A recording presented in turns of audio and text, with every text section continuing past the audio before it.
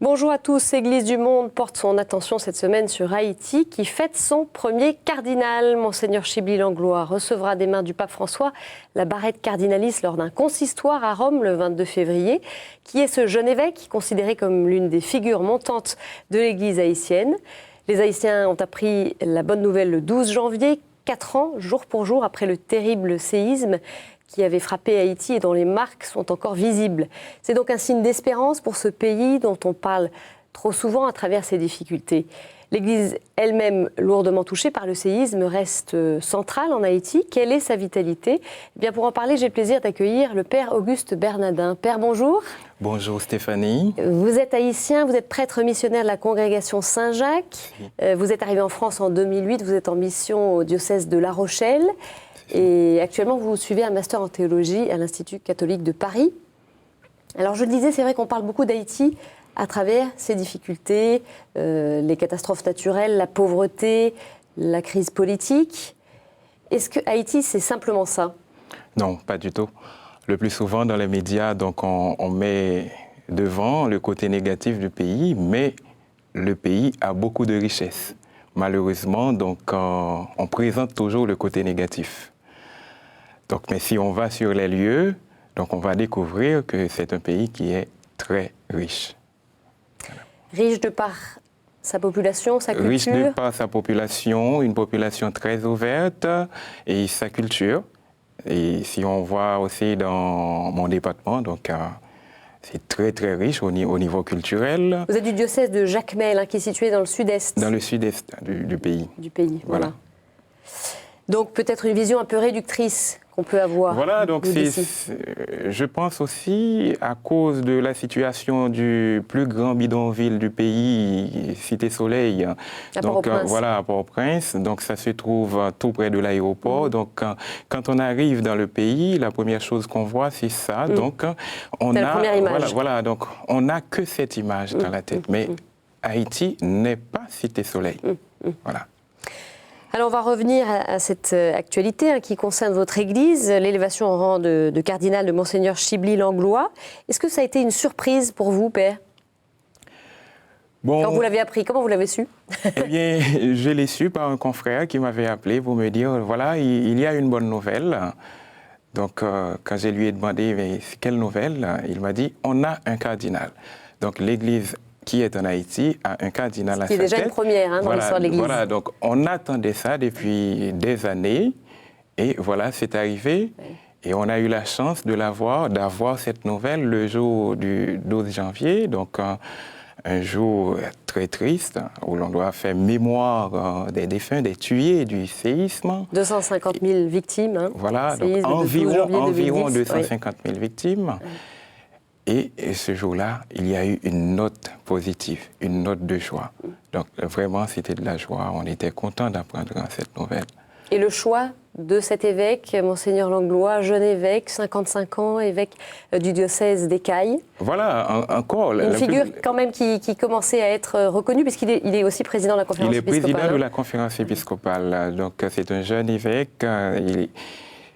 Il était nommé en 2004 par le pape Jean-Paul II comme évêque de Fort-Liberté, où il a passé 7 ans. Après, quand Monseigneur Pollard est devenu archevêque de Port-au-Prince, lui, il est nommé comme évêque d'Écailles. C'est en tant qu'évêque d'Écailles, donc évêque d'Écailles et président de la conférence épiscopale, il est nommé cardinal. Mais il n'était pas archevêque, donc ce n'est pas forcément l'étape naturelle. Voilà, donc peut-être on pensait que on allait prendre un des deux archevêques, mais ce n'est pas le cas. Voilà. Alors mais c'est un choix, donc je pense que tous les Haïtiens ont bien apprécié ce choix parce que c'est un pasteur, il est proche des gens et depuis quand il était prêtre, il est comme ça.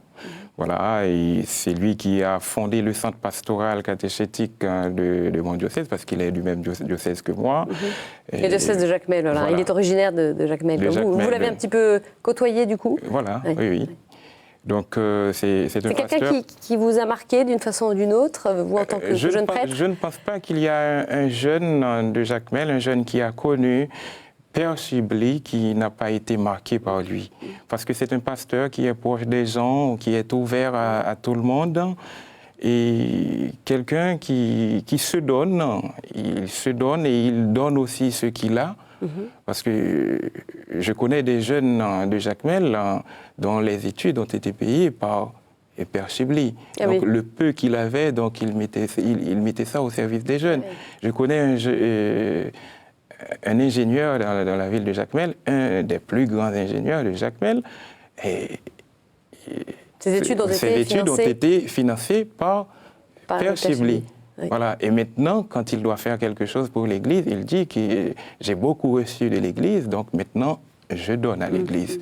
Comment vous interprétez ce choix-là?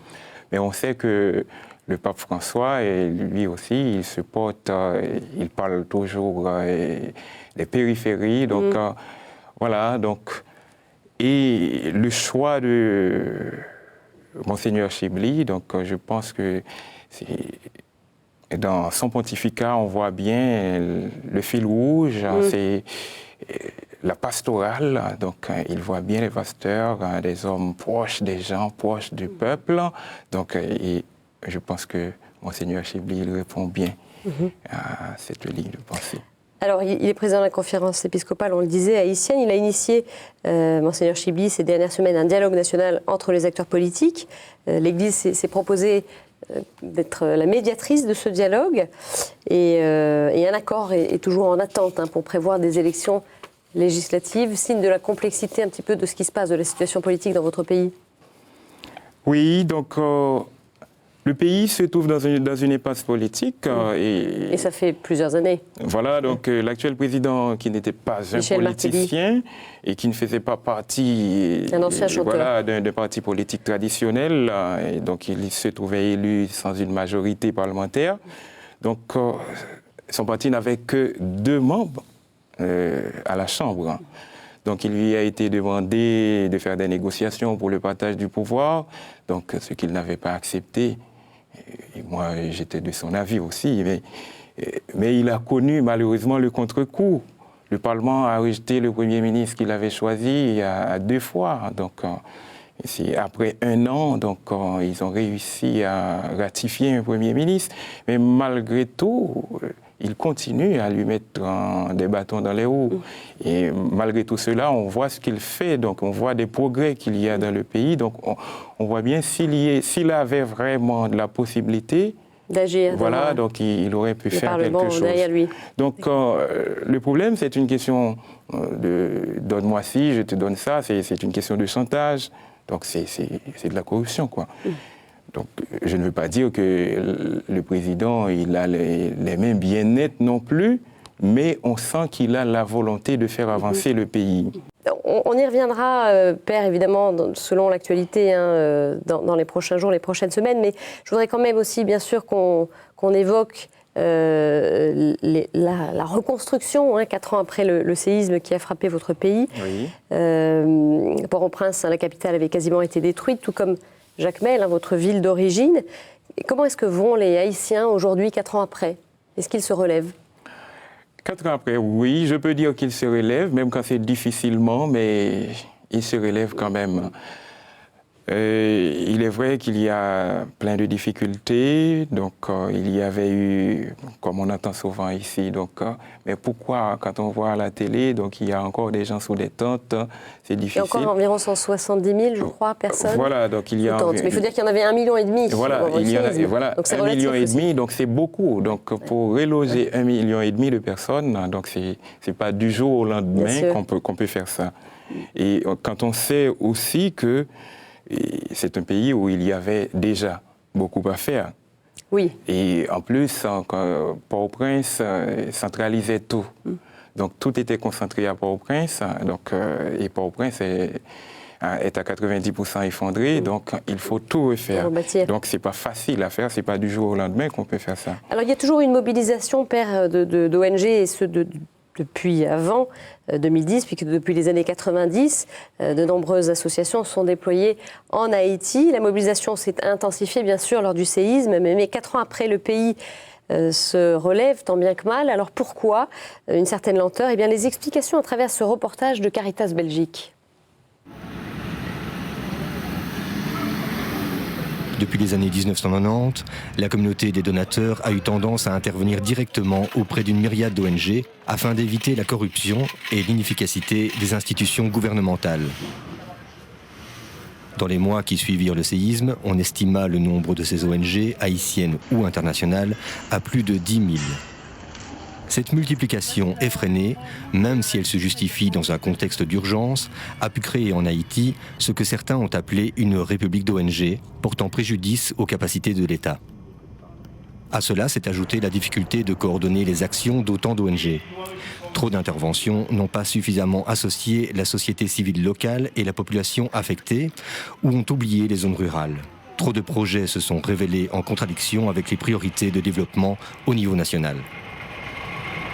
Si on veut aider le peuple haïtien, il ne suffit pas d'apporter de l'aide, tout simplement. Il faut aussi renforcer les structures locales.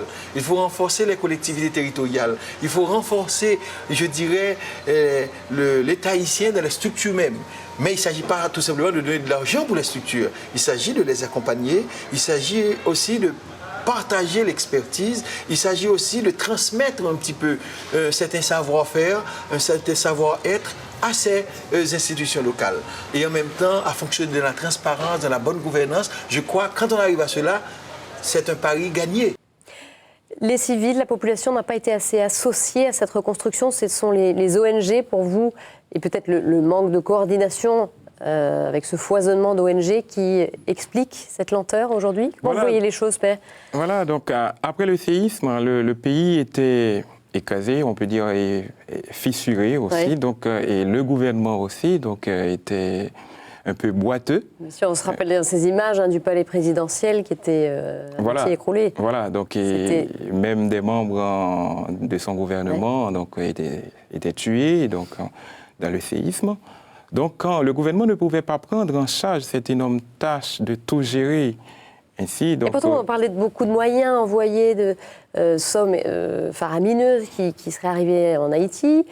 Et voilà, et pourtant on se dit, on pourrait imaginer qu'aujourd'hui, le pays soit un petit peu relevé, mais ce n'est pas si simple. Oui, des sommes faramineuses, oui, je pense que oui. Donc, ces sommes étaient envoyées, mais ces sommes sont passées par des ONG. Et les ONG, donc, quand arrivées là-bas, donc, elles font ce qu'elles veulent. Ce qu'elles veulent et ce qu'elles peuvent aussi. Bon, sans trop de concertation. Voilà, sans trop de concertation. Avec donc, les locaux. Voilà, elles ne savent pas dans quoi est-ce qu'elles doivent s'investir. Donc, elles s'engagent à faire des petites choses. Voilà. Il n'y a pas eu de concertation parce qu'il n'y a pas eu de gouvernement pour prendre ça en charge. Donc, elles avaient le champ libre aussi. Voilà, elles avaient le champ libre. Qu'est-ce qui a pour vous dysfonctionné, en fait? Comment vous voyez-vous le...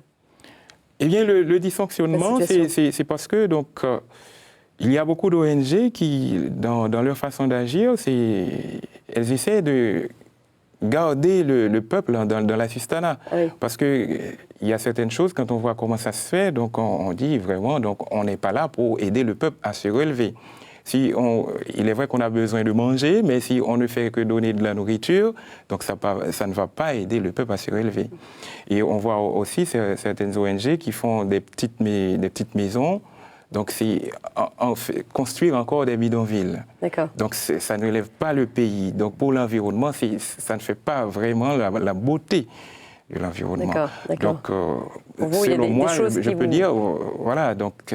qui vous choquent, en tout cas vous sautent aux yeux, qui vous semblent incohérentes. Quand on voit certaines ONG qui s'associent avec des structures du pays, on voit qu'il y a des choses qui se font. Par exemple, quand on voit Médecins sans frontières, on voit le Secours catholique qui s'associe avec la Caritas du pays. Donc, on voit qu'il y a quelque chose qui se fait. C'est ce qu'on voit justement à travers ces reportages et le suivant, après l'urgence justement. Quels sont aujourd'hui les besoins des populations? Comment la Caritas y subvient? Eh bien, on va avoir un exemple à travers ce reportage. Un groupe de citoyens, de citoyennes se sont réunis et on n'a pas voulu rester à l'action urgente. Nous avons dit qu'il faut aller un peu plus loin. Plus loin pour nous, c'est faire du développement durable. C'est voir comment peut-on protéger le patrimoine ici. Et en même temps, c'est bâtir un avenir avec la communauté. Avec le projet Secours catholique et développement et paix, nous allons ouvrir un projet avicole. Les familles fermiers qui se trouvent dans la zone, on va leur donner des petits poussins, 20 poussins, et en même temps, on va les encourager avec la nourriture et avec les soins du vétérinaire aussi, pour qu'ils puissent avoir un petit enrichissement de revenus. Quand poussins, pétados, dindons seront suffisamment grands après 5 mois, ils doivent vendre 15. Les 5 autres, ça va rester pour avoir d'autres pétados, d'autres canetons, etc. chez eux. Voilà, des projets comme celui qu'on vient de voir, Père, il y en a beaucoup, des projets agricoles pour aider des familles à se relever aussi, à trouver des moyens de subsistance. Oui, il y en a quelques-uns.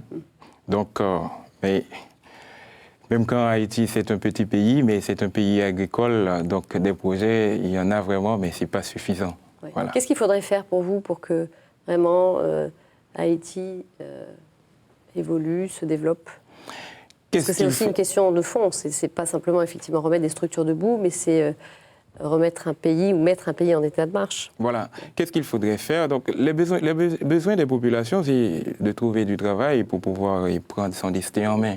Voilà, c'est pas l'assistanat, c'est pas lui donner quelque chose comme ça, lui donner de l'argent au jour le jour. Voilà, il faut créer des emplois. Voilà, il faut créer des emplois, donc c'est l'investissement. Et je pense que le gouvernement, il a bien insisté sur ça. Donc, c'est pas seulement donner de l'argent comme ça, mais c'est... Voilà, donc le pays est ouvert à l'investissement pour qu'il y ait des emplois. Des investissements étrangers, des entreprises qui viennent s'établir chez vous. Alors, les jeunes aussi, ils ont besoin de pouvoir aller à l'école pour pouvoir se prendre en main. Les écoles, elles ont été rebâties, il y a eu beaucoup d'églises par terre. Justement, on va voir un exemple d'un orphelinat d'une école tenue par les Sœurs Salésiennes, l'école Les Salines, située à Port-au-Prince. Et cet orphelinat avait été complètement détruit. Il a été depuis reconstruit. On regarde.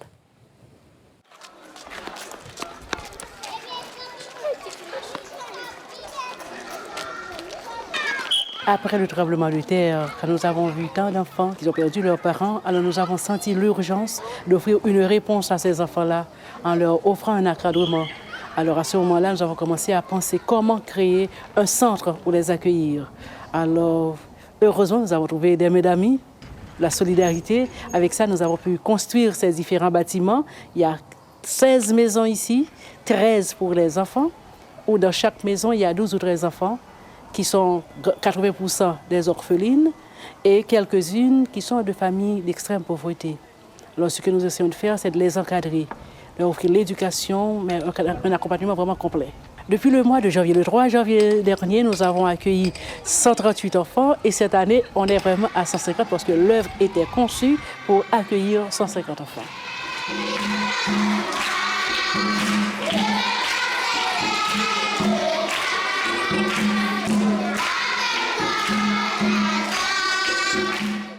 Des établissements comme celui qu'on vient de voir, Père, il y en a beaucoup qui sont reconstruits ou il y a encore beaucoup d'écoles à reconstruire. Est-ce que les enfants peuvent retourner à l'école aujourd'hui, tous?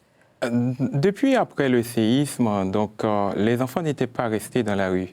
Parce que la première chose qu'on faisait, c'était ça. C'était pas la priorité, c'était pouvoir les rescolariser. Voilà, c'était pas des écoles... comment dirais-je, c'est des abris provisoires. Donc on faisait des hangars pour accueillir les enfants parce qu'on ne voulait pas les laisser dans la rue comme ça. Mais depuis après le séisme, les enfants étaient à l'école. Mais aujourd'hui, on peut dire qu'il y a beaucoup d'écoles qui sont construites, qui sont reconstruites, mais il y en a encore qui ne sont pas reconstruites. Les enfants sont encore sous des tôles, donc parfois dans un pays tropical, donc parfois il fait très chaud. D'accord. Voilà. Donc ça c'est encore en cours. On va un petit peu évoquer dans les dernières minutes le visage de votre église à Jacmel. Dites-nous un petit peu qu'est-ce qui fait la particularité chez vous? Est-ce que c'est une église vivante? Voilà, comment est-ce que vous voyez-vous la situation? Oui, donc en Haïti, en général, l'église est vivante parce 60% en gros de la population? 60% de catholiques. Voilà. Mais on peut dire que c'est 95% de chrétiens, donc catholiques et protestants. Donc l'église est vivante en Haïti, donc, et même les 5% qui ne sont pas chrétiens, quand on leur demande dans leur religion, le plus souvent, ils disent qu'ils sont catholiques. Vous voyez, donc l'église est très vivante et tous les jeunes, presque tous les jeunes vont à l'église. Et Vous n'êtes pas encore trop touché par la sécularisation, les jeunes générations? Pas trop. Donc, on espère que ça n'arrive pas tout de suite, voilà. Mais on n'est pas trop touché jusqu'à présent. Donc, presque tous les jeunes vont à l'église, ils participent à un groupe, à un mouvement, une chorale, dans une paroisse. Quelque chose de naturel, voilà, en fait. c'est quelque chose de naturel, et qu'ils soient catholiques ou protestants. Donc, c'est naturel qu'il participe à un groupe dans son église. Voilà. Est-ce qu'il y a des vocations, Père? Vous en êtes un exemple. Il y a des jeunes qui s'engagent dans la prêtrise? Oui, il y a des jeunes qui s'engagent parce que donc ils se sentent appelés, parce que l'Église est appelante. De par le témoignage que l'Église donne, l'Église qui est proche. Il y a des figures aussi qui peuvent marquer. Voilà, donc les jeunes, des témoins. C'est ça. Donc les prêtres, les religieux, les religieuses sont des figures, sont des témoins. C'est ce qui vous est arrivé, vous, Père? Si. C'est ce qui vous a donné envie de devenir prêtre? Voilà, donc c'est ça. Donc des rencontres. C'est en voyant des gens qui s'engagent auprès des autres. Voilà, dans le service, qu'ils soient à l'école, dans les dispensaires, les hôpitaux, voilà, donc pour aider les gens à se relever. Donc ça interpelle. Donc on a envie de se donner comme ça. Donc s'il y a quelques vocations en Haïti, donc je pense que c'est parce que l'Église témoigne, l'Église est appelante. Il y a aussi un protestantisme évangélique qui s'est développé progressivement. C'est une préoccupation, ça, pour l'Église catholique? Je peux dire oui et non. Oui, c'est une préoccupation parce que c'est surtout dans la façon de faire des églises évangéliques, parce que quand on voit les églises baptistes, donc il n'y a les églises baptistes et méthodistes, etc., il n'y a aucun souci. Mais le souci, c'est parce que c'est dans leur façon de faire, parce que quand ils arrivent, donc leur façon de prêcher, c'est de critiquer pour pouvoir gagner. Voilà, donc on critique l'autre religion pour pouvoir gagner des personnes. Donc, mais sinon, on n'aurait eu aucun problème avec eux. Voilà. Parce que normalement, donc, on sert le même Dieu, voilà. Mais c'est la façon de faire, la façon d'arranger les gens, de voir, et par exemple, les catholiques comme ceux qui ils disent que nous adorons Marie, et ils disent que Marie n'est pas vierge, etc. Donc ils se basent sur ça. Donc c'est leur centre d'intérêt. Voilà, leur prédication, c'est ça. Donc on peut dire que c'est ça qui peut être notre préoccupation. Voilà. Une dernière question, Père, parce qu'il ne nous reste plus beaucoup de temps. C'est quoi pour vous le défi pour l'avenir de votre Église? Comment est-ce que vous voyez les choses? Eh bien, le défi, donc, je peux dire, c'est parce que l'Église est proche des gens. L'Église veut relever l'homme de façon intégrale, mais elle n'a pas toujours les moyens pour le faire. C'est-à-dire? Et surtout après le séisme, donc vous avez perdu beaucoup, voilà, l'Église a il payé y un a lourd eu tribut. beaucoup de pertes, donc humaines, voilà, donc des églises. voilà, il y a des églises à reconstruire, il y a des écoles à reconstruire, donc il faut aider le peuple à se relever. On doit être là à côté du peuple, c'est notre mission, et on n'a pas toujours les moyens pour le faire. Donc ça, c'est un défi. C'est un défi pour nous. Voilà. Merci beaucoup, Père, pour votre témoignage sur la situation de l'Église en Haïti, la situation du pays aussi, 4 ans après le séisme. Une émission que vous pouvez bien sûr retrouver sur notre site kto-tv.com. Très bonne semaine à tous. Au revoir.